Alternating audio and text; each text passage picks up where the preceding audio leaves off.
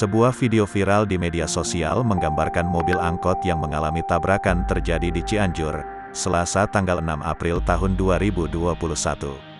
Kejadian itu bermula saat sopir angkot tersebut berusaha untuk melakukan aksi membahayakan dengan cara keluar dari jendela mobil saat kendaraannya melaju dalam kecepatan yang cukup kencang.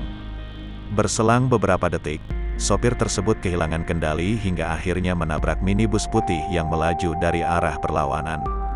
Alhasil, bagian depan mobil angkot itu pun rusak parah.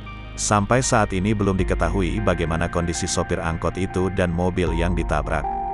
Terkait kejadian tersebut, Training Director Safety Defensive Consultant Indonesia, SDCI, Sony Susmana mengatakan, prinsip utama pengemudi adalah mampu menguasai kendaraan dan menjaga keamanan terhadap segala hal.